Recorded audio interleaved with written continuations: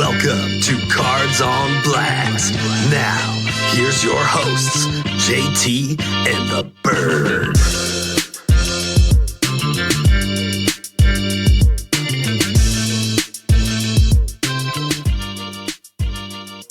Welcome into Cards on Blast, episode number 17. We are going card surfing today with your guys, JT and the Bird. What's happening, Bird, on the other side there? Looking all spiffy with his new little painting, or is that a picture or a painting? That's a picture. Okay. It's not a painting. I think it's like, I want to say it's like Ebbets Field or something. Okay. I don't know, but it's old cool. school. It's an old school baseball stadium. It's black and it's like a sepia kind of look to it. But my mom's estate sale was this weekend, and we ended up, nobody bought it for $18. Like the framing alone's worth $18. I was like, okay, cool, I'm taking it. Well, that's a nice little picture. He's finally got something in the background there besides a white wall. Right. But welcome into episode 17. Like I said, we're going card surfing. We got a Magic the Gathering special today. We are welcoming in Card Shop of Cardsurfer Games owner Josh Goulet. He is going to have some very insightful stuff about Magic the Gathering. And I'm just going to stand there and try to not sound like an idiot today. So, pray for me, folks. Bird's got his stuff together, though, so he should be able to talk at least intelligently with our guest. It will be informative for both of us, I think. Okay, I'll take that. That's all I need is informative, man. That at least will help me get over the hump here. And I do have some cards to crack. We'll crack that pack with Josh. He'll let us know if we got anything good or not. But first, we are going to run through our hobby headlines. Just to get that out of the way, we'll get Josh in here, and we'll start card surfing. Let's go. And now, hobby headlines. Okay, Bird, the Mahomes autograph chase is on. Remember a couple weeks back, we had that terrible, terrible story of the forgery, the memorabilia autograph forgery story with that guy. What was his name? Lemieux? Brett Lemieux? Mr. Lemieux. Okay, so Patrick Mahomes was definitely one of those affected very, very badly by this guy. But it looks like Panini has announced a new series of autograph cards for Patrick Mahomes. It's set to be released during the 2025 NFL season. The collection has 25 cards across. It's a cross-brand insert. So it seems like they're spreading this through a bunch of different product here, Bird, and they're taking advantage of their last leg of having the Fanatics before Fanatics takes over their licensing. So that's what I'm thinking is happening here. But each card is an on-card autograph signed and limited to 20 or fewer. Okay. I'll put a couple of these pictures up, but not all of them. I found a whole bunch more, probably the whole set, but we'll just share a few.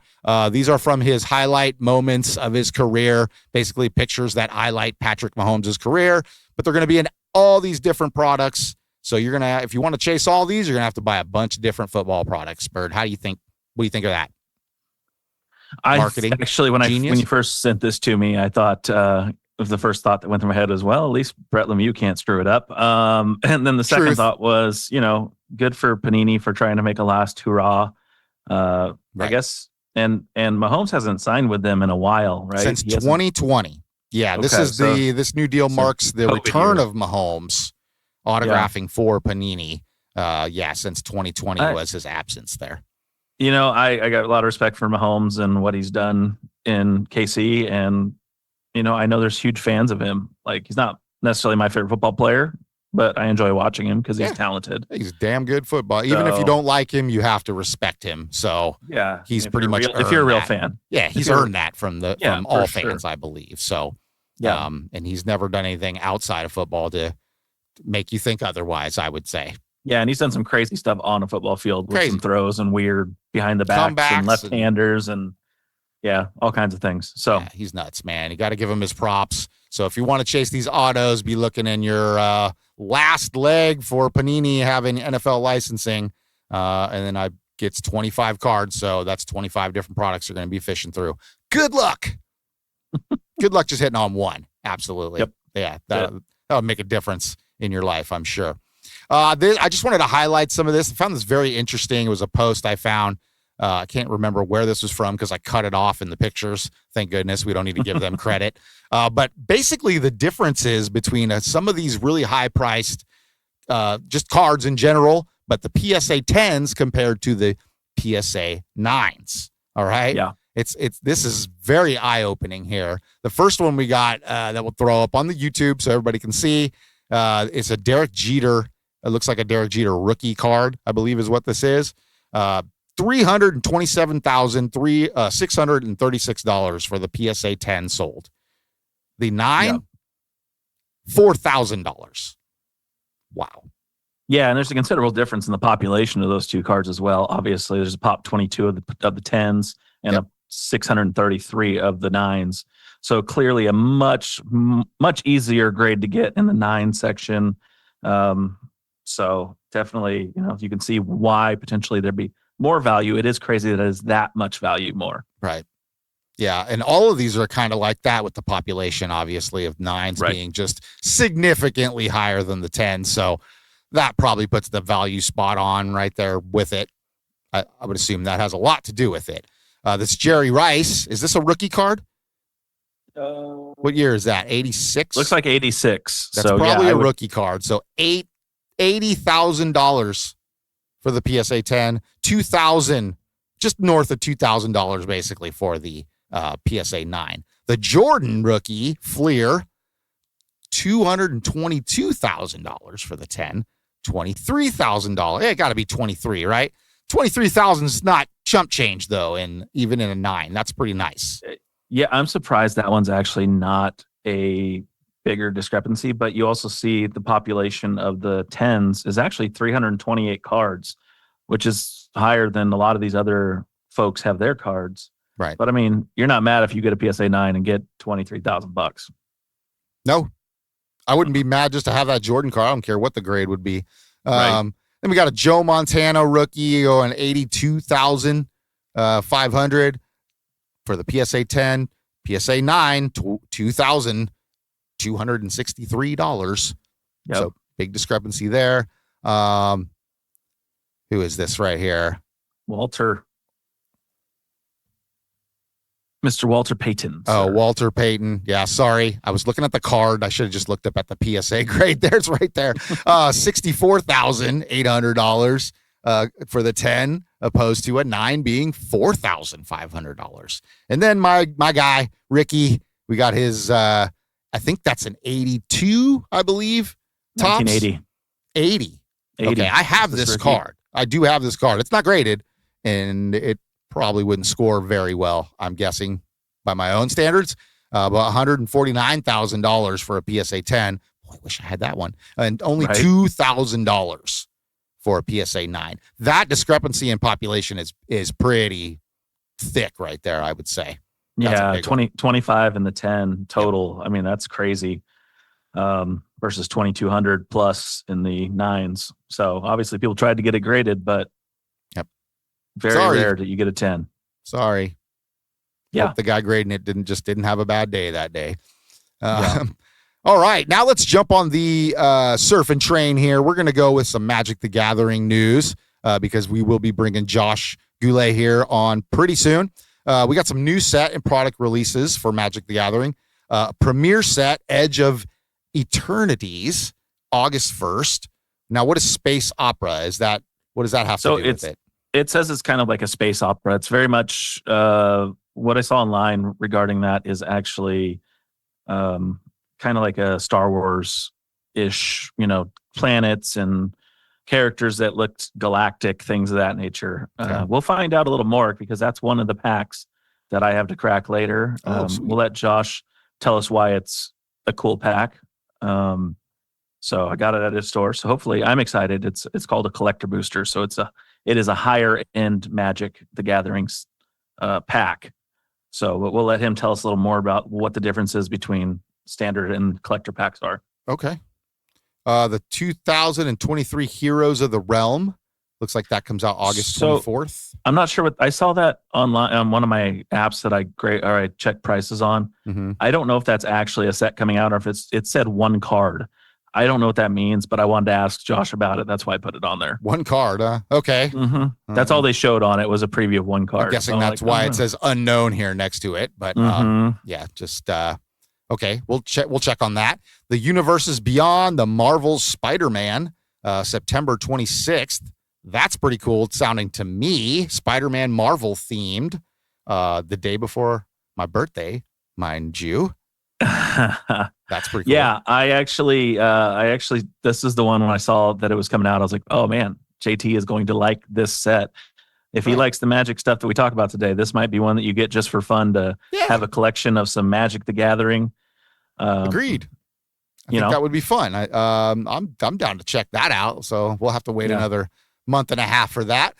Universes Beyond. I'm guessing what is this Universes Beyond? Because that's the second time I've seen this. So there's a different. The way I saw it was there's Premier sets and then there's Universes Beyond. So I think the Universe Beyond are collaborations with other product lines like Marvel. I think you're right. In this case, Avatar: The Last Airbender. Yes. So I'm looking down at this pack I have for today for Crack That Pack. I'm not going to spoil it at the moment, but it does say Universes Beyond right on there. So I was like, hey, maybe this. Oh, yep, sure it does say it on there. And I love Avatar. I don't know if you've ever watched the Avatar series.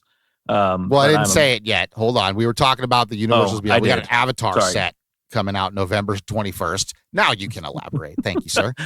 Like I said, I'm a big Avatar fan for the cartoon, and also the live action stuff that they've recently done. The original movie of it could never be seen again and be fine.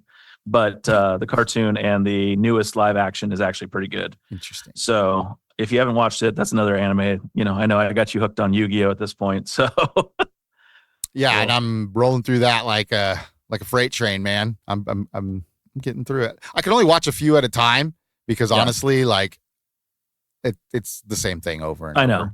Yeah, I actually just finished season 5 with my kid. Okay. So yeah, it's gonna take me a minute to get there for sure. And then it looks like what is this? Lorwyn Eclipsed. Yeah, Lorwyn. I think Lorwyn they've had a previous set with the Lorwyn name. Also something we can ask Josh when we get him on. Okay, looks like that's January 23rd next year release. That's right there for that. So yep. And then you got MagicCon, which is a convention dedicated to all things Magic the Gathering. Looks like that's going to be going on in Atlanta. It's the final one of 2025, scheduled for, once again, September 26th through 28th in Atlanta, Georgia. Man, there's a lot going on that weekend, Bird. I wonder why. Everybody wants to celebrate my birthday. The event will host the Pro Tour Edge of Eternities, along with a wide variety of activities for fans. Attendees can expect special guests, panel discussions, artist showcase, and numerous Magic the Gathering play events. So I'm guessing this is just a huge event where people go. I was looking into it too, and it looks like they do it all over the world. They got some European dates coming up for the rest of the year, I believe, is what I saw.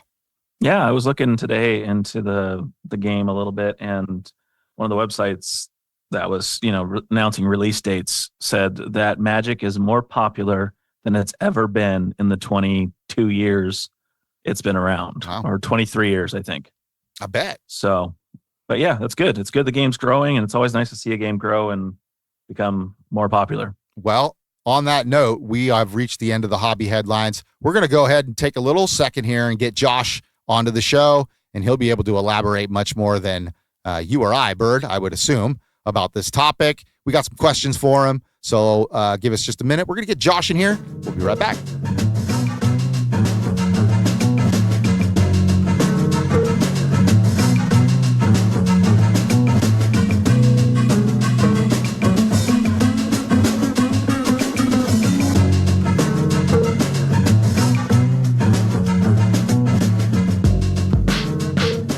Hey, welcome back in. Cards on Blast. I am JT. Hey, Josh, nice to finally meet you. Got him here on the podcast. He is owner of Cardsurfer Games in Roseville, California, correct? That's it. Yep. Yeah. All right. You want to just tell us the address so people, if they need to find you one way, and I will get it from you and put it up on the screen as well. So cool. Go ahead, man. Yeah, no worries. Thank you guys very much for having me. I really appreciate the opportunity to get the name out there for your audience. So Cardsurfer Games is the name of the business. We're at 1730 Santa Clara Drive over here in Roseville, Suite 9. It's kind of on the corner of Douglas and Santa Clara, if you guys are familiar with Roseville. Oh, yeah. Yeah. Hopefully they are, and they'll swing by and check you out, man. That's where we grew up, honestly, I don't know if you're from the Roseville area, but we're kind of born and raised there. So we know that area very well. I'll have to come by and say what's up, man, when I get out. Yeah, looking forward to meeting you, man. Yeah, absolutely. So just to start off, you own a Magic the Gathering place, correct? That's it. All right. That's it. Yes, sir. It's a great way to refer to it. Can you just give us a quick history, maybe, and a synopsis for people like me that don't quite know a whole lot about Magic the Gathering, but are super interested? Yeah, sure. So Magic the Gathering has been around since 1993. So a lot of us, I was exposed to it as a kid, but I didn't really play because we didn't really grow up with money, you know? So like my buddies that had money had cards, and like they would give me their like leftover draft chaff, we call it, right? Just stuff that they don't really play with. Nice. And so I had a little bit of a collection, but I never really learned how to play. But it's been around since until like later in my life. But yeah, Magic's been around since 93, and it's pretty much the original trading card game, right? So it came before Pokemon and a lot of the other TCGs that kind of spawned after 1993 kind of took a homage to Magic, basically. Okay. And so there's multiple different formats. You could play, you know, it started out as just a 60 card 1 versus 1 kind of format, and then there's multiple different formats that I'm sure we could probably go into that later. But that's pretty much it. Nice, outstanding. So you said you did play a little bit as a kid. What hooked you into Magic the Gathering? Like, why that? Yeah. Well, so I've always been a really big gamer, right? Like for me as a kid, I played Nintendo and then Sega Genesis. And then, you know, I pretty much had most of the consoles like as a kid. But I think for me, what actually got me into Magic is my best friend. His name's Rob. He lives in Boise. I was in the Navy and I was stationed over in the UK, and I came back home in 2022, and he had just gotten remarried, and his stepkids play Magic, and he played when he was a kid too. And so he was like, dude, I realized how great this game is. It kind of reminded me of like my childhood, and I'm going to start getting back into it. And so he's like, we're going to teach you how to play.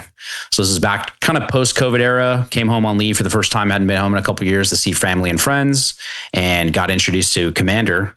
And I built my first Commander deck then. And that's all she wrote, man. I didn't really play very much video games after that. I kind of got the bug. And I think for me, personally, what I like about Magic is I've always been a big investor. So I've always invested in stocks and stuff like that, real estate, as I've progressed throughout my career.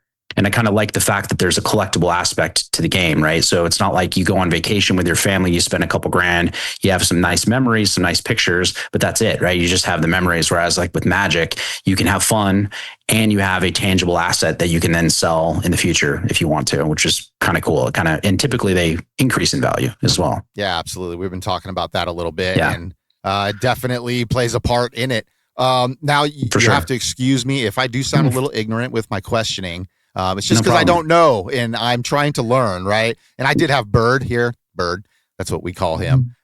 We did have him help me out with some of this, but I'm gonna give it my best here. What's your favorite all-time set and why, or like format, right? For sure. I got these different formats listed. I don't even know what they are. So enlighten me on what Commander, Limited, Modern, what do those all have to do with Magic the Gathering in its essence? For sure. So my favorite set, to answer your first question, I would say it's Kamigawa Neon Dynasty was like my favorite set. And it's because of this. I can show you. I have some of the lands from the set.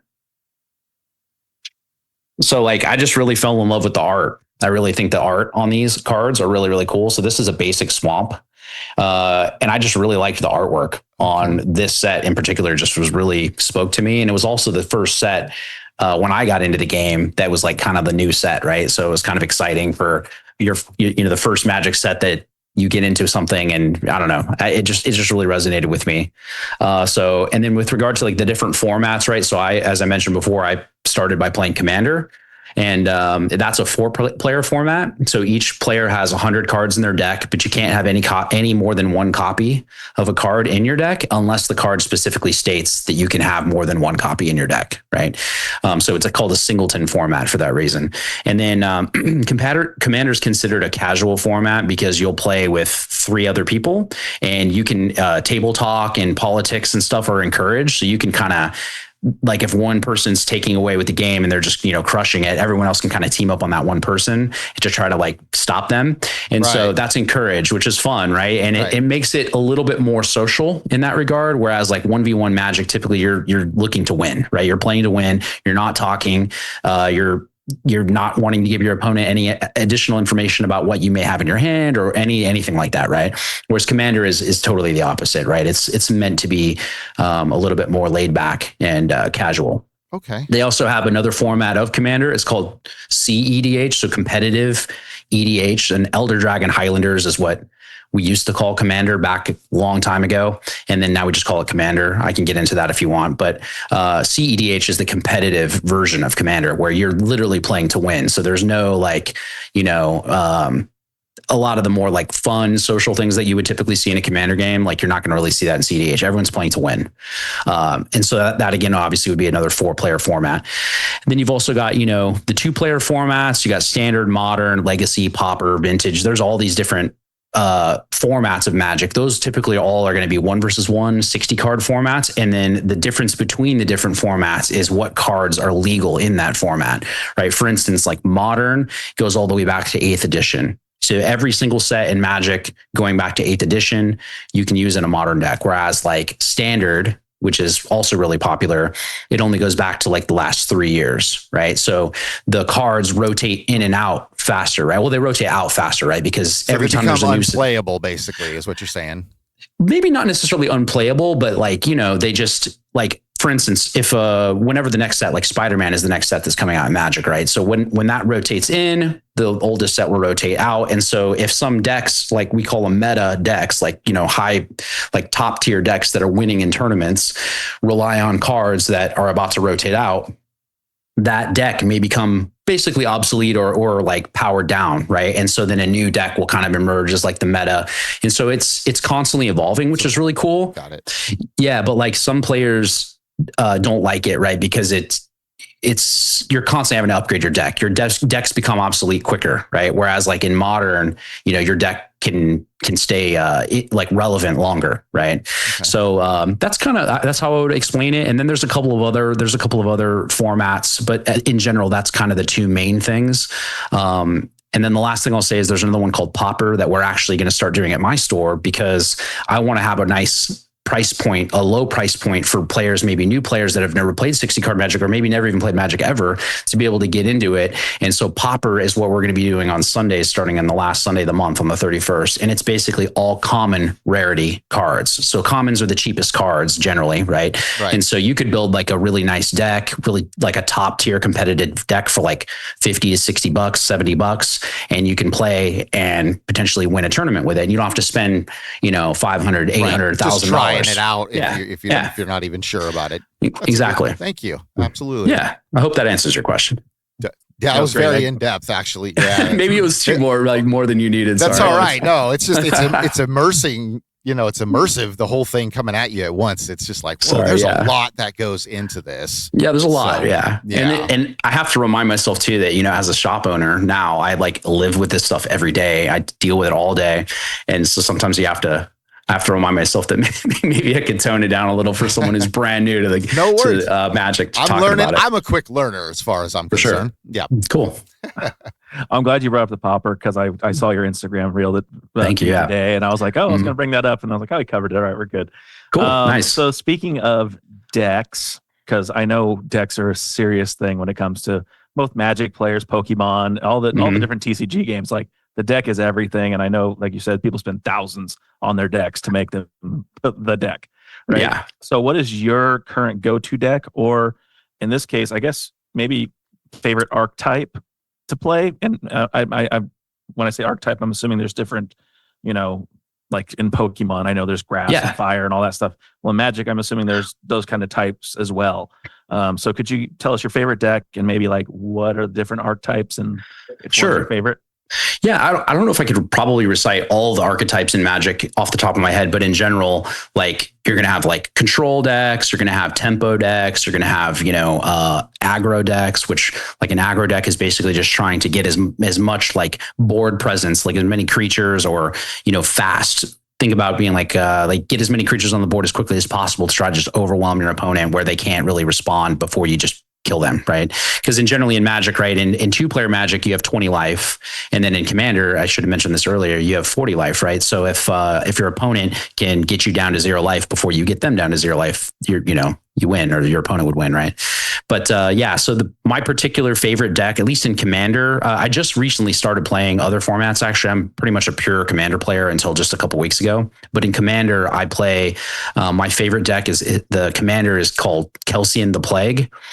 He's from Commander Legends, and basically it's a control deck. So what I'm trying to do is control my opponents from casting creatures. And if they do cast creatures, I kill them. So the commander has the ability to just constantly remove your opponent's creatures. And when he does that, subsequently, he gets bigger. He becomes more powerful.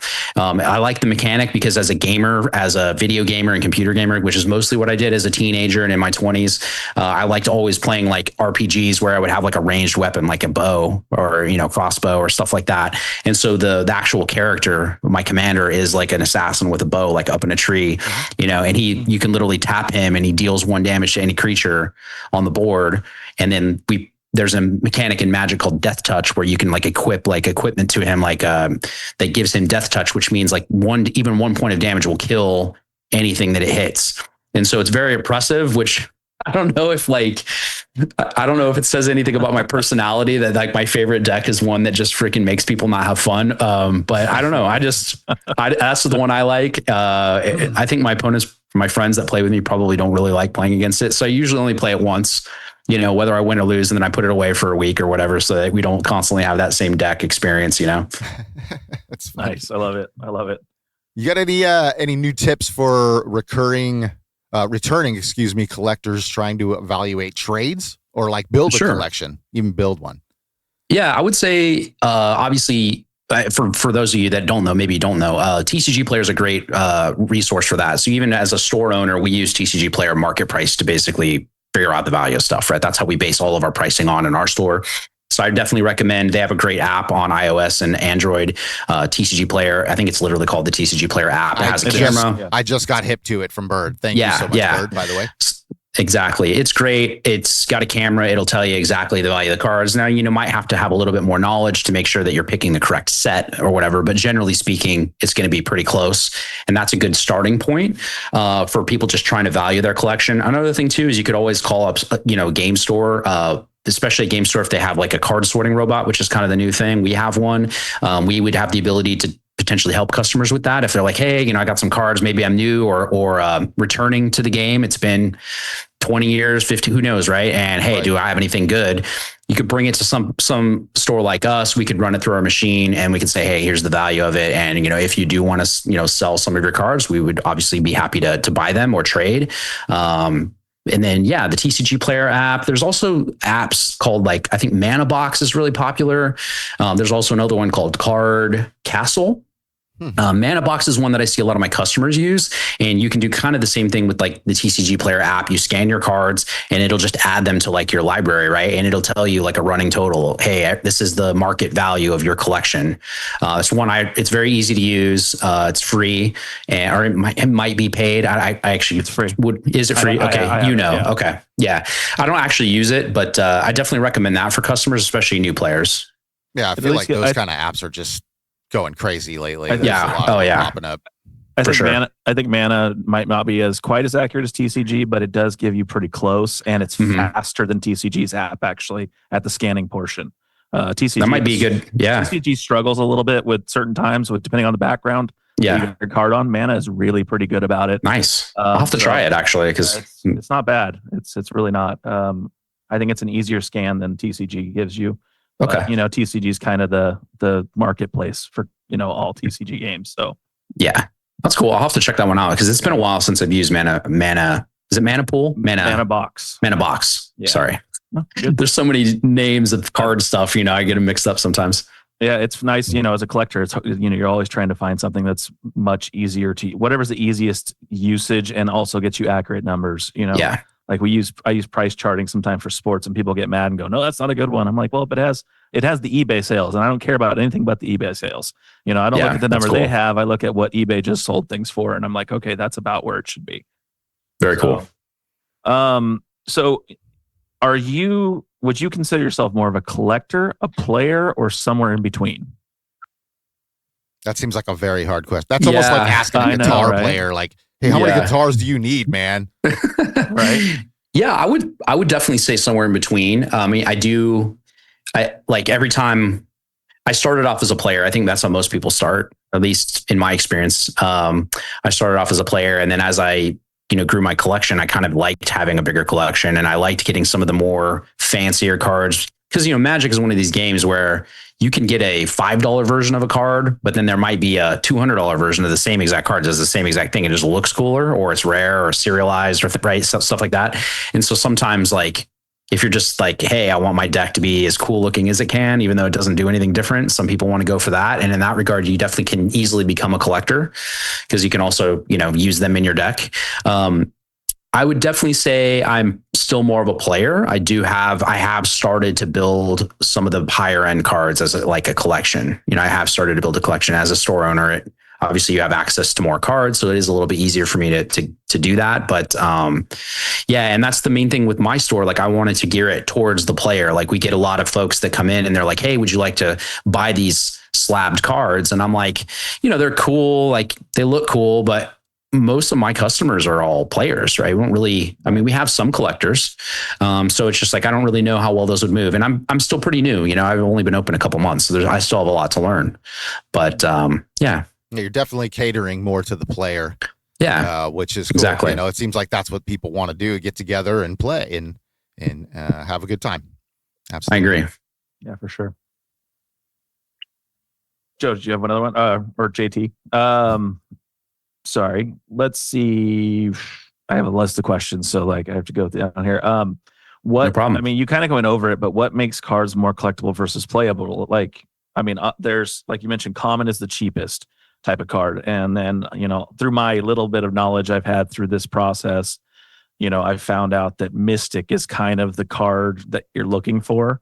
Mythic. Yep. Mythic. Mm-hmm. Is that what it is? Mythic. Yes, sir. Yeah. So, and then there's stuff in between, right? Absolutely. Yeah. I think there are a lot of mythics so in Magic, you have commons, uncommons, rares, and mythic rares. So there's 4 different rarities. The rarity doesn't always equal money, right? Like a mythic card, we have a lot of bulk. We would call them bulk mythics in would be like the lingo, right? They're just mythics that, they're not really worth that much. Maybe we have a ton of them that are worth less than $1, right? So the rarity isn't necessarily the main factor. It's really just the playability in Magic. I think that, and like the power of the card, right? How powerful it is, how does it affect the game? I think is more impactful to the price. And then when you're talking about collectible side of it, obviously the different foil treatments, right? So you have like standard, for those of you who don't know, you have standard, just regular print, which is just a normal card stock. There's no foiling, or as like a Pokemon player would call it, hollow foil. So in Magic, we just call it foil. And then you've also got different foil treatments like Surge foil, Ripple foil, Galaxy foil, Halo foil, Shatter foil, all these like different treatments. Are they all hard to spot? Like, tell what they are right off the bat? Like, I think you'll see it's pretty obvious when you see it. It's not necessarily obvious what foil treatment it would be. You have to kind of like look it up. But usually that's when a nice thing like that Mana Box or TCG Player app, like you would be able to go in there, and on the bottom left corner of the card, there's a card number, and that card number will be unique to this specific, not just the card, but the foil treatment as well. Okay. So that's one way that people can, if you're like, hey, I've got this cool card, I don't really know if it's like a special foil, it looks cool, you can just look at that number and then make sure you can Google it or go on TCG Player. And as long as that number is correct, whatever that price is that your app is telling you, then that's the value of that card. But the other thing with Magic that they've been doing the last few years is serialization. And they kind of huge on that. Yes. Yeah. Big proponent of that. Yeah, so we actually got, I personally did not ever own a serialized card until we opened the store, and we had a couple customers that were gracious enough to sell us their serialized cards. So the first one we got was a serialized Birds of Paradise, which is actually a really cool card. Because for those of you who don't know, it's like extremely ubiquitous. Like almost any green deck would use it, or not even green. It taps for 1 mana of any color. So it's used in like, it's called a mana dork. So we call those like little creatures that you can use to like, get you more mana later in the game, right? We call them mana dorks. But it's like a very common mana dork that people run in decks. So I chose to buy that one as our first one for the store because I'm like, well, hey, someone would theoretically want to play with this card, but it also could be a really cool collector. So I think it's like 297 of 500. So we have number 297 and there's only 500 of them. So it's a one of a kind card. And we've subsequently gotten, I think, 2 additional serialized cards in the store. And yeah, so it's kind of cool. It's like, it's cool to have in the store because when customers come in there, they look at it and like, oh man, that's a serialized card, you know? And like for me, I don't have a lot of experience. I don't have one. I don't own one until we have the store. And like, it's cool just to be able to see it, I think. That's cool.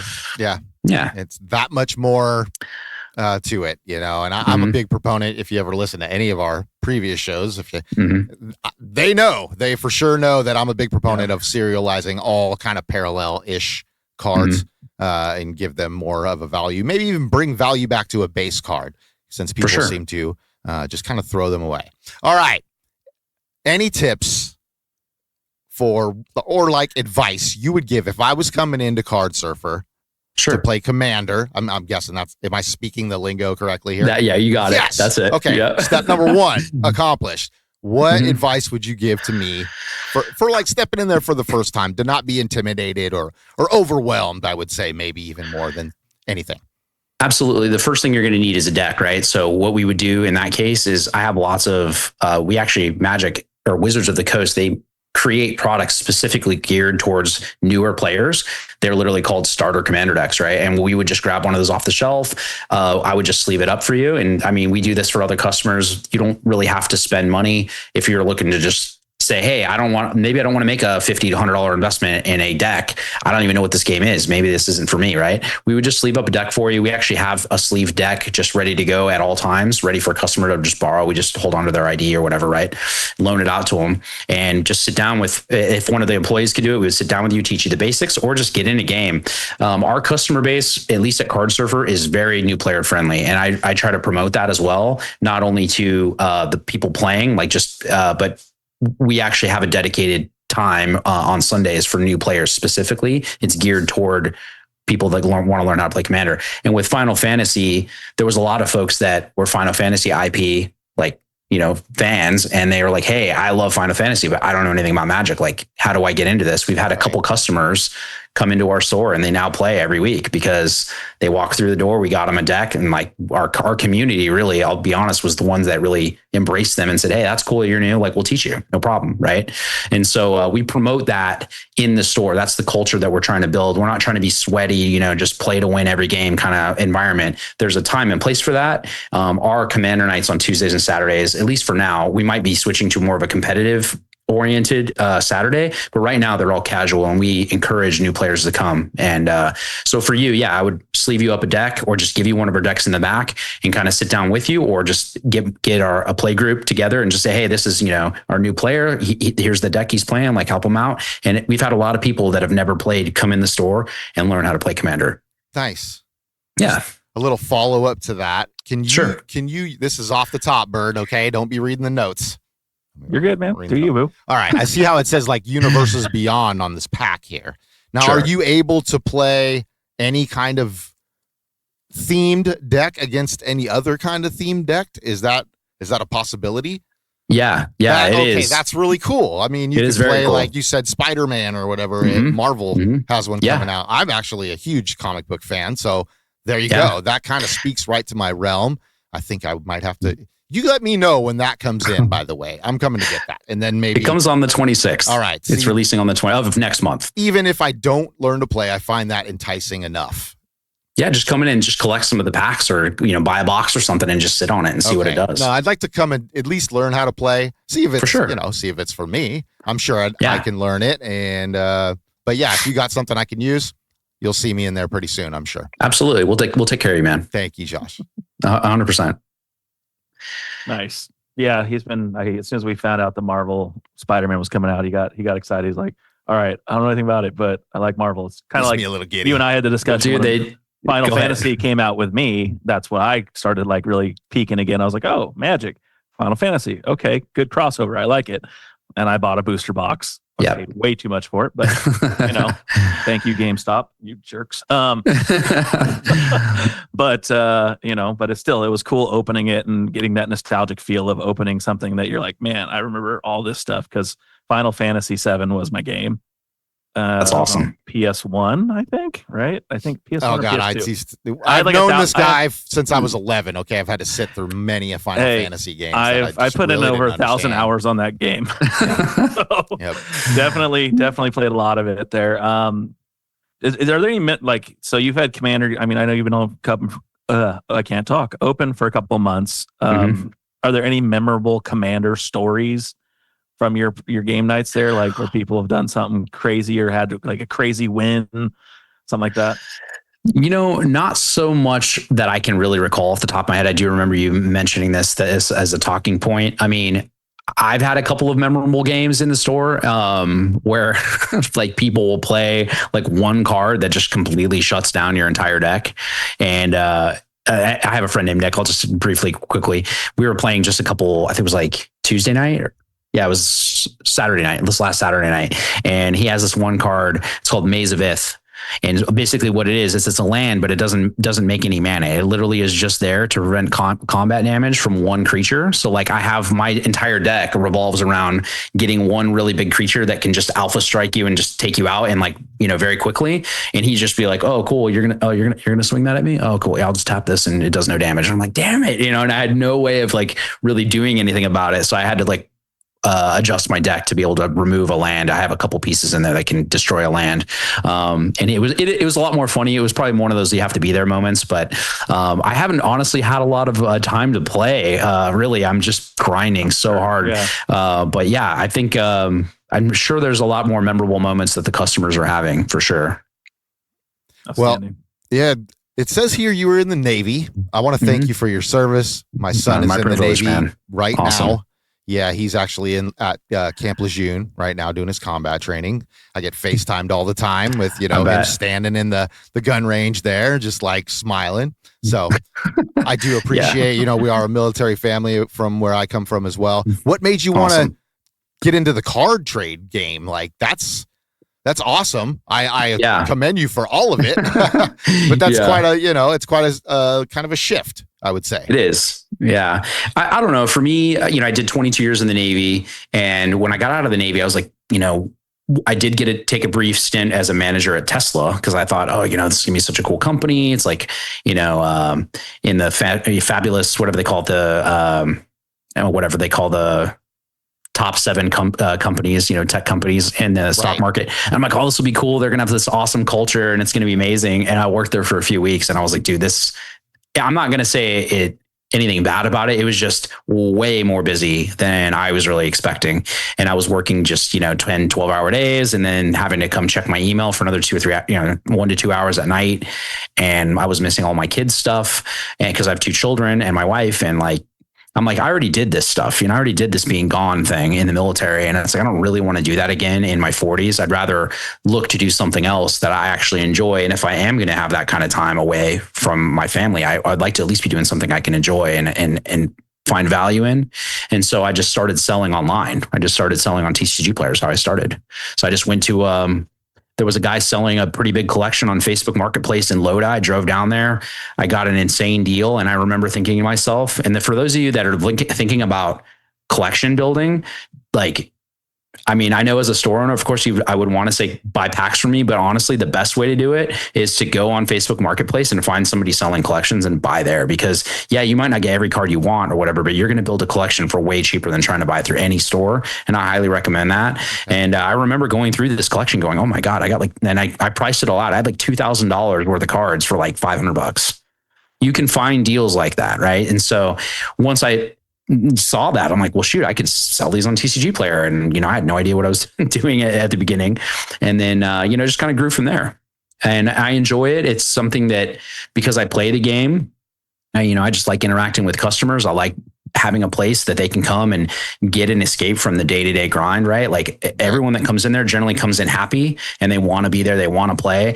And it feels amazing to be able to provide that experience for people, right? And give back. I genuinely tell you like that interaction. 100%. Their joy probably brings you more joy than, winning a game, I would assume. Yeah, yeah, exactly. Absolutely. And I'm giving back to my community, because going back to what you were mentioning earlier, you guys are from here. I am from Roseville as well. I moved here when I was in 8th grade, and I went to high school at Oakmont. And so I joined the Navy right out of high school in 2001. And when we decided I was going to retire from the Navy, where we were going to live, my wife was like, hey, we should go back to Roseville. And so here we are. And so it feels good to be able to be like literally a mile from where I went to high school. And there's a couple kids that come into my store. They go to Oakmont, and I'm like, you guys are welcome here anytime, man. I'm an Oakmont alum. Like, you have a safe space here to play and do whatever, and it's really feels cool to be able to provide that for kids too. It's mostly adults, admittedly, that play Magic. But when we do get the teenagers come in, it's like, dude, this is so cool that they have a place they can hang out. You know what I mean? I love being able to provide that too. Yeah. It's awesome. Nice. Yeah. We're both Oakmont guys as well. Yeah. I didn't even know that. Yeah. It's actually my mom, my uncle. Yeah. Yeah. My whole family. And if you went right out of high school in 01, you went to school with both of us, actually. Really? Yeah. Because I was 2000, he was 99. So no way. Yeah, I'm going to have to bust out the yearbooks, guys. You might have to. I probably don't look any different from what most people tell me these days, except for a little gray. That's cool. Yeah. Except for the gray going on. Same. But yeah. Yeah. Yeah. So very much so. So obviously Magic's your favorite game. You don't do a lot of other stuff in the store. I know you do have a tiny Pokemon section in there. Is there a big enough following of Magic to sustain everything, do you think? Yeah, I think initially my thought was that I was going to have to carry other product lines, right? And a lot of the research that I did before I decided to open the store was, hey, if you're going to succeed, you have to have Pokemon. Pokemon pays the bills. Magic is just for the players, kind of thing. And I think there's an element to that it's definitely harder to, be successful, I think, but it's not impossible. And so for me, like, I feel like at my age, I just missed the whole Pokemon craze, right? I didn't really watch it as a kid. I didn't play the games. And so for me, like, if I'm going to do something, I want to be the best I can be at it. And I felt like if I do carry Pokemon, diehard Pokemon fans are going to come in and be like, hey, do you have this, that, and the other? And I'm like, I don't really understand the product. And I don't want to sell things to people that I don't really understand and believe in. And I'm not saying Pokemon's a bad game or anything. I'm not familiar with it, And so I've actually partnered with NorCal Sports Cards. They're actually right there in the same shopping center as our store. And I just talked to those guys and said, hey, I don't really want to compete with you guys in Pokemon. They have a great amount of Pokemon there. And I was like, why don't you guys just do your thing and I'll just do Magic, and, we can just refer customers to each other. So if people walk through the door asking for Pokemon, I send them that way. And then they do the same thing for us, which is really awesome. Yeah. They have no Magic at all there. Yeah. I've been going to their store for a long time. They're awesome. But that's good. I'm glad that you guys are working together. That I like seeing businesses that help each other out and do 100%, because you can be specialized. We do a lot of sports card collecting. So for us, we're, very much. I'm sure you're very familiar with the shop. Yeah, exactly. Yeah. But that's great that you guys can work together, because I know the owner over there is a really good dude. I met him at a card. Tommy's awesome. We met him at a card show and, BS'd with him for a little while. For sure. So, what was I going to ask? I had a question in my head and I forgot. It's one of those. JT, you have one? And because I just totally blanked on the question I was going to ask. Yeah. What surprises you most about running a card store? Is there anything that's just like out of this world surprising you didn't even think was going into it you were going to have to deal with, kind of stuff? I think the biggest thing for me is like, because I started the business online, right? I sold out of my garage for the first almost year. And it's a really amazing feeling to be able to get product. Like, I don't know what, like when you're selling out of your house, like it's very difficult for you to find inexpensive product, even secondary market, right? Most people, especially with the stock market, all-time high inflation, people just want, and I'm not saying they're wrong necessarily, but people are trying, and they're trying to get the best value for their cards when they're looking to sell, right? And it is difficult to get product at a low cost to resell online, right? And that was a big struggle. And the first day we had that opening weekend, and people were bringing us trades, and like we have pretty good trade rates. I don't think we're the best necessarily, but we have really competitive buy and trade rates at our store.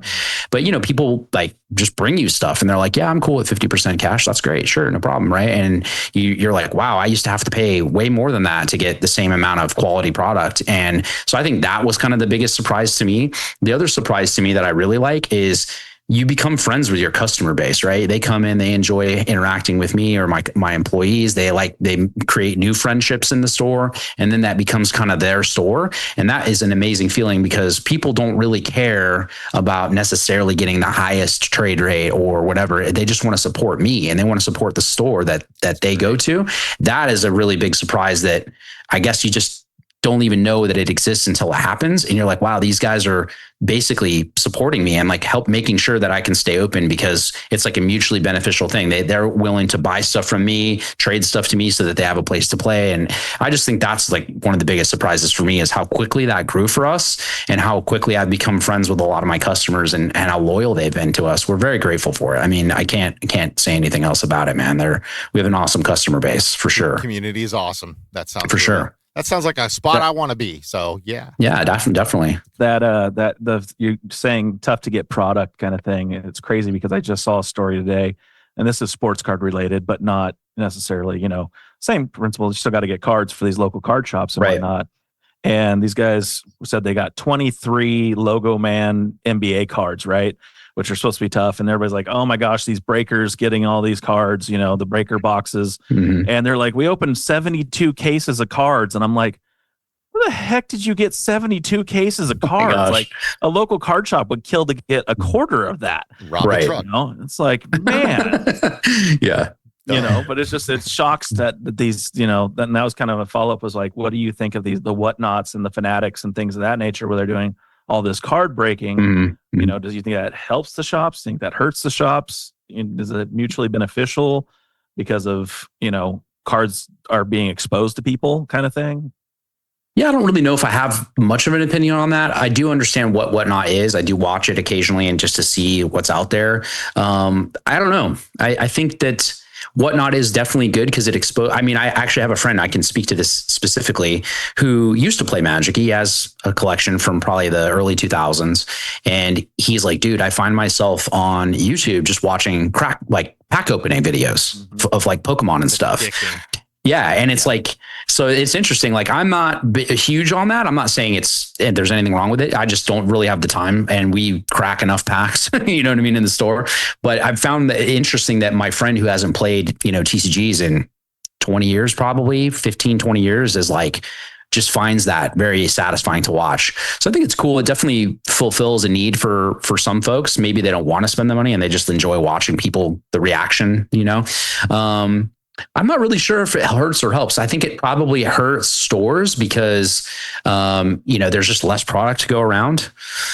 But I do think that a lot of the whatnot streamers, if they're not store owners, they do typically affiliate themselves with a store so they can get product at a lower cost. I haven't had anyone approach me for that yet, but I'm assuming that's how they do it. Or if they own their own business, right? Because I know with Pokemon in particular, you do not need a brick and mortar retail location to get a distribution account to sell Pokemon. You just need a business license. So for the guys and gals that are cracking Pokemon, they may just be, they have their own business, I would assume. But yeah, I don't know. I think it's probably good for the industry because it definitely gets more exposure and people are aware of more cards and more card games. That'd be probably my take on it. Yeah. Okay. You've given us some great information. What's next for Cardsurfer? Is there anything coming up in the future here? Any big projects, events? Yeah, I think it's funny that you mentioned that because I was just sitting down with one of my employees and we were trying to just kind of get stuff on paper of what's our by the end of the year, what are the things that we're looking to get done by the end of the year? And it could be as little as, hey, get a TV hung in the store. We got that done finally. But no, we're looking to do a Black Friday sale. So we're thinking about, hey, what do we want to do? What are we going to put on sale? So I would say for those of you, if anyone is interested, we will be having a Black Friday sale store wide. Exactly what that's going to look like, we're not sure yet. And then we're definitely going to do a after Christmas sale. So I think that will be a really good opportunity for people that maybe are getting money from grandma and grandpa or whatever. They want to spend it. We're going to have another sale after Christmas as well. So that'll be another opportunity to grab stuff. We have been stocking up on sealed product as well, with the sole intent of having a really good, amazing Black Friday sale on some sealed stuff, which will be really good for the customers.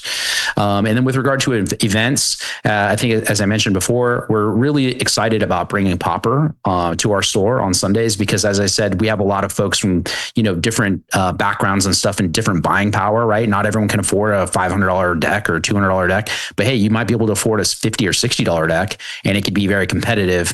And I'm even going to build one myself, and I'm going to participate in the tournaments and try to win, just for fun and to get to meet the customers. But the Popper thing on Sunday, starting on the 31st, we're really excited about that. And we're also just excited to get people into to hopefully draft. We're really focusing on having a good draft experience, which, for those of you who don't know, drafting is just another format of playing Magic, where you get 3 packs, you open it, you pick a card from it to draft, kind of like, in sports, and you make a deck out of that pack, and then you pass the pack to your right, get the pack from the dude on your left, you look through all the cards, pick a card for your deck, and you just pass them around until all the cards are gone. And then each player, we do that 3 times, and you build a deck out of that. And I think it'll be really fun. That's cool. And we've had it fire off a couple times. We're really focusing on trying to make sure that we have something every Friday, because I think that'd be a lot of fun too. That sounds like fun. It kind of shake up the deck there. For sure. It feels a little bit like fantasy football, but for Magic the Gathering, where you can get your buddies together and be like, hey, let's go do draft night over at Cardsurfer, and let's do this, have some fun. Right. Yeah. Cool. So that's I would say that's probably it. And then I think the next kind of step for the business is we want to start selling sealed product, like more sealed product, like sealed boxes. And that is going to take a little bit more planning and execution, because I'm going to have to stock boxes and shipping material beyond just, what we have in the store. Our store's pretty small, but I would like to be able to start providing more sealed product to our customers locally, as well as just, shipping online as well. That would be probably the next step that we're looking to get to. Love it. Okay. Well, we're going to get into opening. These packs have been looking at me, man. So I want to check this out. I got an actual kind of something I'm interested in as well that relates to these. That's why I got them. So hopefully you can help me out. Let me know if anything's very good. But where can everybody just find Cardsurfer online and in person one more time? Yeah, sure. So cardsurfergames.com is our website. We have all of our cards on there. So we have about literally all of our case cards that start at $5 and up. We have we just doing inventory on them today. We have over 3,000 of them. So you guys can purchase them from there. We also have about 70,000 cards that are not in the case that are also listed online. And we're going to start carrying sealed product and accessories as well online. So for folks that just I think for local people, the best thing that we can do for you is, if you're looking for a specific card or a group of cards for a deck or something like that, you can go on our website and right then and there if we have it or not. You don't have to spend your time coming in or waste your gas. You just, and then if we don't have it, we definitely encourage you to go check out the other shops. There's a ton of shops in Sacramento, and some of which have an amazing selection, and you should go check them out too. And we encourage that. Okay. But go to Cardsurfer first. Well, we would appreciate it, but we definitely refer people all the time. There you go. There's plenty of business to go around. Yes, sir. Yeah, absolutely. Okay, well, we're going to get into this segment we call Crack That Pack. So hold on for the music, my man, and we'll get into it.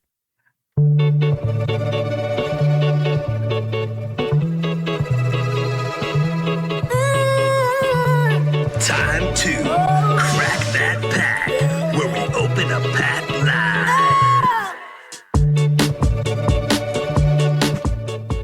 All right, the pack that I got, the little reveal here, is actually Lord of the Rings. It says set booster. Now, I don't know what that means, but the Lord of the Rings was speaking to me, and I had to get the Lord of the Rings pack. Is that comparable to anything? Is there anything I need to know before I open this? Yes, I would say with the Lord of the Rings, obviously everyone knows the IP. Lord of the Rings is super popular. Probably the big chase card that you could potentially pull in here is going to be a One Ring. So that's like the chase card pretty much everyone wants. It's not going to be the serialized one of One Ring because Post Malone already owns that one. I'm sure you already know about that. Thank but you, you can Post still pull Malone. a One Ring. Yeah, you can still pull a One Ring. And last time I checked, they're going for like 60, 70 bucks upwards, depending on which one you get. So, okay. Well, this is my very first pack of Magic. Congrats, man. Thank you. Let's yeah, go. hopefully it starts this journey down a little road of fun and games and community, and that's what I'm looking for, man. Let's go, man. Good luck. I know this has kind of become a little shtick of mine to not be able to open the pack when I need to. Not on purpose, but totally on accident. Yeah. All right, let's go through these. Now you might have to help me out, both of you here. I am not quite sure what I'm looking at. Whoa, this artwork is awesome though. Okay, this one's like full. The very first card I see has nothing on the front but artwork. Okay, so yeah, that's probably just an art card. Art series. Yep. So certain Magic sets will just have an art card in there, and they are collectible, and they do have value. Some of them, if you see them ever with like a gold signature of the artist on the art card, I mean, some of those can actually be pretty expensive. Okay. So, well, that's really cool. I really like the artwork in that. I'm an It's very artist cool. myself, so I do appreciate good artwork. And absolutely. I know Bird praises the artwork in this. He thinks it's probably the best between all the trading card game stuff. So, okay, now we look like some regular cards here. Be the best player on the battlefield. Is this just like an ad to an arena or something? It probably is, yeah. Okay, let's put they that usually one. throw that kind of promotional type stuff in some packs. Here we go. Oh, man, right off the bat, I got something that's really foily here. Okay. And it says Dunland Krabayan. Okay, I don't know if I'm pronouncing that right. I did my best, but this is really cool. Oh my goodness. Yep, that's a showcase. They call that a showcase treatment, right? And that's just a bird. It's a 1/1 bird with flying, and when it enters, you amass orcs too. So basically what that does is it creates like an army that gets bigger.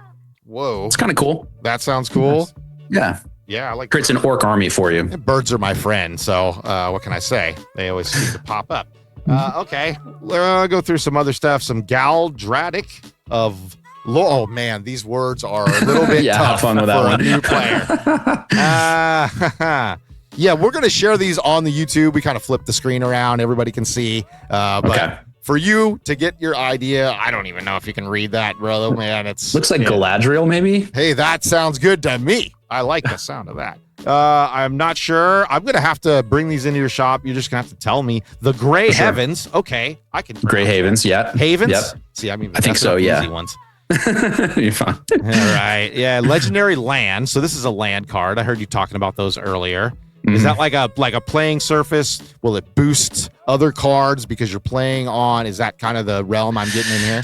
So think of lands as like energy. If you're familiar with Pokemon, like you need your lands on the battlefield in order to cast spells, right? So like that Grey Havens could be a land that you tap it, which means you turn it 90 degrees, and then you think of it as like you're harvesting the resources from that land to be able to cast a spell or play something, right? Yeah. Okay, so Bird, I will say, has gotten me into Yu-Gi-Oh, Pokemon, and now Magic. So maybe you're hitting me too much at once here, Bird. That's quite a lot for me to take in at one time. Maybe I need to just go with Magic. I'm expanding your horizons. Right, You're a sports guy. I'm a nerd, so it's okay. I love TCG, so Fair enough. Well, Fair enough. All right, so we got Gollum, Patient Platter. Okay. Ooh, that's cool. It's Gollum. it's precious. Okay.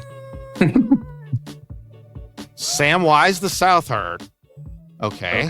I know Samwise. That's pretty cool. He's got like a sword and everything. Have you seen this before? You've seen this, obviously, right? The Lord of the Rings stuff. Yeah, I know most of them. Yeah. Okay. If you hit a good one, I'll definitely let you know. Tale of Tunervel. I feel like I'm doing an okay job pronouncing this stuff. It's tough. Morgul Knife Wound. Okay. Okay, that's a wound. Never heals, buddy. Never heals. Never heals. That doesn't sound More good. of blades. Fog on the Barrow. Downs. Okay. Soldier of the Gray Host. Oh, that's pretty cool artwork there. Yeah, I do appreciate all this artwork, at least, if anything. If I don't 100%. get anything good, I'll just pick my favorite one that's artwork-wise. There you go. There you go. Yep. Knights of Dol Amroth. Okay. Interesting. Okay. Dundon Blade? Dundane Blade? Am I close? I'm not sure how that one's pronounced. All right, yeah, well, Dunedain. that might be It's it. probably Dunedain Blade. Dunedain. Yeah, Dunedain maybe. Yeah. Rangers of the Okay. Dunedain. Okay. Bird knows what's up. I'm a He's Lord got of it. Rings fan Yeah, too. you're right. It's Yeah. a sword. It's a sword. It's like glowing. It's pretty cool looking. Yeah. And then finally, I'm going to end with Plains.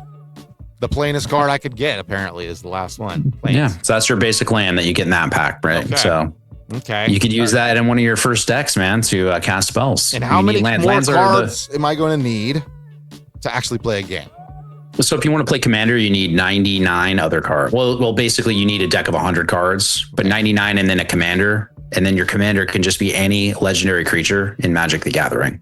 Okay. Right. So without delving in it too far, but you can always go and just what I recommend to customers when they're like, hey, I'm thinking about building a Commander deck, right? What should I do? Where should I go? rec.com is a great resource for people that are like, hey, I might be interested in learning how to play Commander. I don't really know what, legendary creature I would want to be my commander. And you can literally go in there and be like, hey, look at the top, 100 commanders that are being built right now. Or you could be like this week, the last month, the last year, and you could just start reading them. That's kind of how I picked my first deck. I was like, oh, I'm just going to read these different cards, and it might even just be the artwork that you like. You're like, oh, this just looks cool, like whatever. It doesn't. It's whatever you like. Now I'm looking at this hollow one. Was the first one I showed you there? Mhm. The Dunlin Krebane, Something like that. something Yeah. like that. Now it does say like I'm not this lucky, but it does say like 1 of 1 down there on the bottom. Yeah. So that is the power and toughness of the creature. Okay. Right. Yes. Okay. Yeah. Thank you for clarifying No, that. I it's all thought I good. had something cool for half a second there. That would be really awesome. yeah, I got especially 1 of 1 in my first right pack. on the show. Yeah. That would have been pretty epic. So, all right. All Well, right. hey, thanks for helping me out with that. What's Yeah, of Bird course. got to crack today? So I got these packs at Josh's store after trading some Thank you. cards in. Yeah. The first one I'm going to open because it's cool like that. I actually opened a lot of the packs that I bought from you because I was like, yeah, that's too much to open on the show. So I narrowed it to 2. Okay. So I've got the Modern Masters. Ooh. Okay. Okay. And this one is special because So modern is a format of Magic that like every few years they release a new modern set and it kind of resets the meta. Like it just upgrades all the cards in everyone's modern decks. And basically all the modern players are going to want to buy all those cards.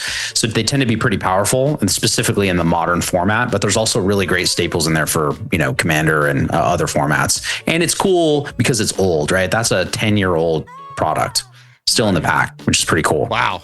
That's Yeah. really cool, actually. So we've got it here. And I was wondering why it looks like all junk waxy, that kind of has that old school I wrapping describe to it to him as almost like you're opening a pack of Trident gum. Yeah. Yeah. It's got a tear away on the back and everything. Mhm. So Yeah, it's an interesting pack. They typically just use like the cellophane wrapper, but that particular one, I don't know why they use little boxes. They're kind of cool. I liked it. I like the box. All right. So we're starting off with a nameless inversion. Okay.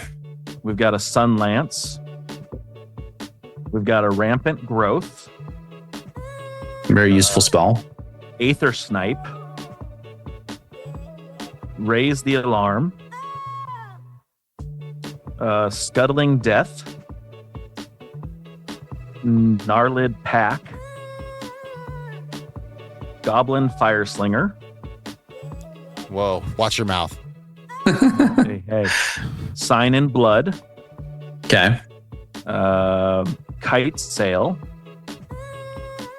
And so all these cards I've read off so far have been commons. Now we're getting to an uncommon here. Yep. Hikari, the Twilight Guardian. Combust. And Celestia, Guildmage. Mhm. Selesnya? Selesnya. Selesnya, yeah. Okay, and before I read this one, let's go here. Flare Husk. So pulled one from the back. It's got foil on it, just kind of standard. And Okay. then I got a Mystic actually in this one. What'd you get? Is it Mystic? Mythic. Yeah. Sorry. No problem. Emrakul, the Eon's Torn.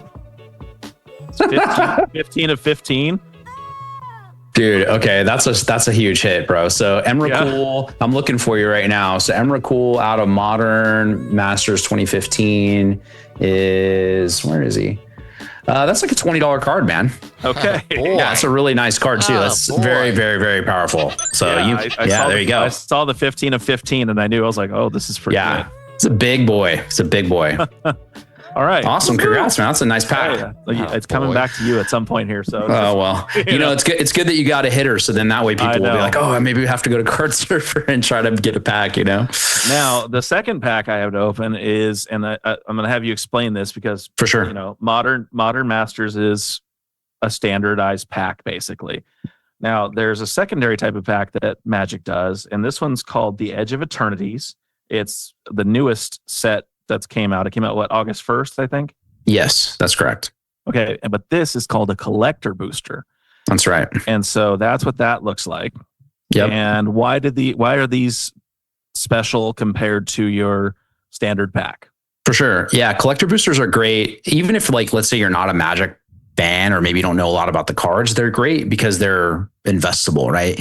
So whereas like a standard set, which now that the product that Magic or Wizards of the Coast produces is called a play booster. So the play booster is going to be your typical, just kind of more inexpensive pack printed to the masses, right?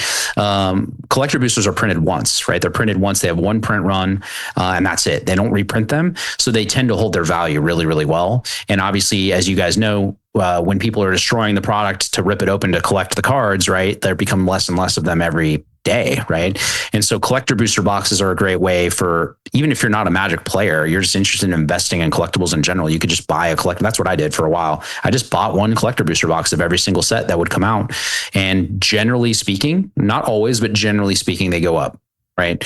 And part of the other reason that they hold their value is not only the fact that they only print them once, those are going to be the products that are going to have like the serialized card, the special foil treatments, you know, a lot of times they'll have alternate art, like from maybe an anime artist will do some of the art cards and stuff for the set, or some of the cards for the set, excuse me.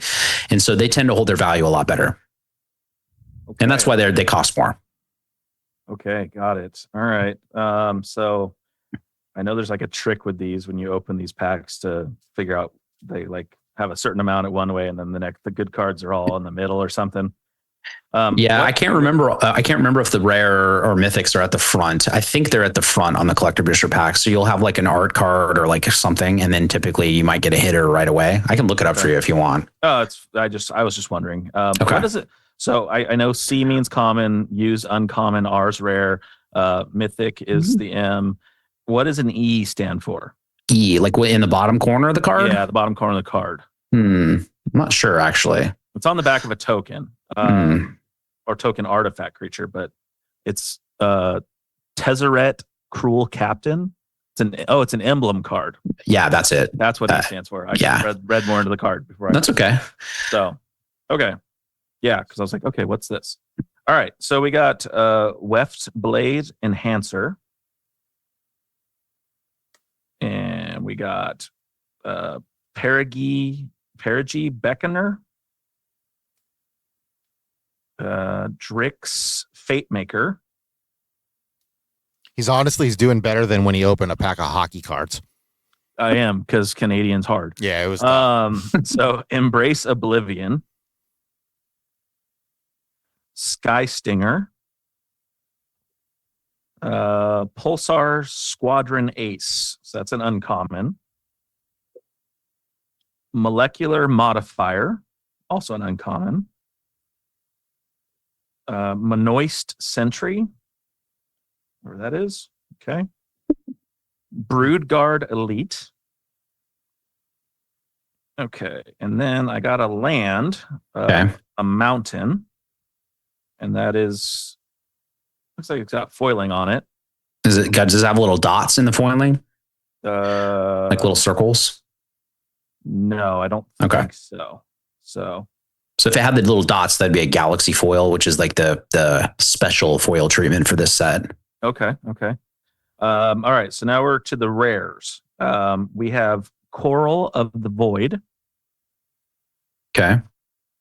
We've got Festering Thicket. It's a land/swamp forest. Beautiful name. It is. All right. And now we've got 3 mystics to finish off. Okay. Mystic. We've got Cosmo Grand Zenith. And that's so when they don't have borders, they're borderless. Like I guess in Pokemon they call them full arts. Yeah. These are kind of that same principle, right? Yeah, that one's a borderless, and the way you can kind of tell is like on the bottom of the card. You see how it has that nice little curve as it goes into the 2/4, the power toughness. Yeah, that's how I always remember.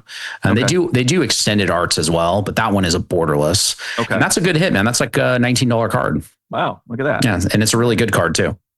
All right, big today. I love it. And so that one's the basic version of that card. I actually got a foil version of that card as well. Oh, wow. In the same pack. Nice. So, okay. There you go. That's a good hit too, man. Yeah. So the foil of that guy is looking about $26. Okay. So that's even better. Yeah. And I have one more here that I think is very cool. So I saved it for last because obviously those two are the same. But this one's called Mana Confluence. Oh, wow, dude. Land. Oh, nice. That's a huge hitter, dude. Wow. That's a huge hitter. So Mana Confluence right now, let's see. Is that it's non-foil, right? It's non-foil. That's correct. Yeah. It's like 20. I think it's like $25, but the price doesn't necessarily equate to how good it is. Let me see. Is that right? It might actually be more than that. I think it's $44 market price right now. Woo-hoo. Yeah.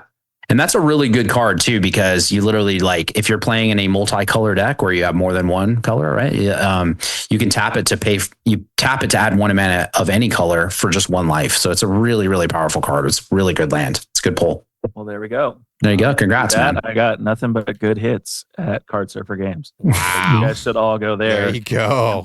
Amazing. Thank you. That's what it's all about. See, I'd love to have you guys. I think I ordered that off of Amazon. Yeah, that's why you didn't get any hits. Don't do that. With the Cardsurfer, you would have totally done better. So I guess so. Nice. Yeah. I didn't make my way up to Roseville this week, unfortunately. It's not that far. It's not that far for you. An hour. It's an hour. Yeah. I live about an hour away now. So it's a little tougher getting out there, but I'm going to have to make my way out there. Bird, you got anything to share in the stack today? Or Josh, do you have any kind of cards you want to share with us? It's all good. If not, I don't know if Bird even did it. I have cards that I thought were cool that I got this week, but after pulling that, it just doesn't feel all that impressive, to be honest. Right? We've already kind of they're like in the $5 range. They're not bad. I've got a Leyline of the Guild Pact. I've got a Niv Mizzet Visionary. Yep, from Foundations. A Resplendent Angel, and a Nature's Will Borderless. So no, it's all good, man. Yeah, Weird, but they're all in that like $3 to $5 range. That kind of 3 to 7 maybe. But after doing what we just did, I don't feel like they're all that impressive. No, you're good.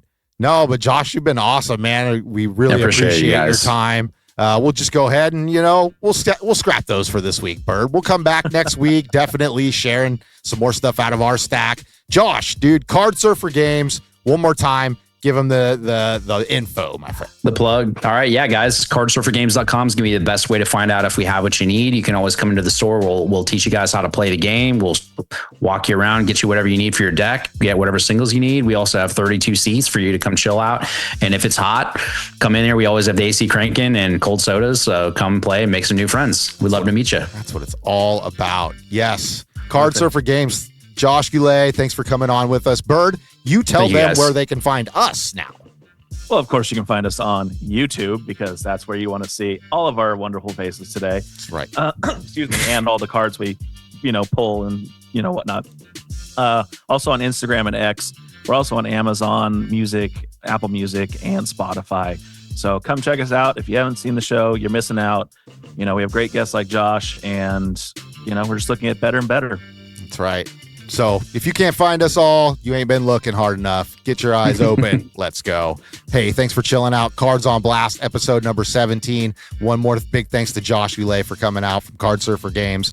Hey, thank you, guys. Yeah, no problem, man. Thanks, anytime, you're welcome back. I will make it to the shop. I will get out to Roseville soon enough, that's for sure. But awesome. To everybody else, we will see you next week. Okay. All right. No, seriously, I think I'm done. Ooh, I think we're done. I think that's good. You finished? That's it, man. Game over, man. It's game over. What the f are we gonna do now? What are we gonna do? Maybe we could build a fire, sing a couple of songs, huh? Why don't we try that?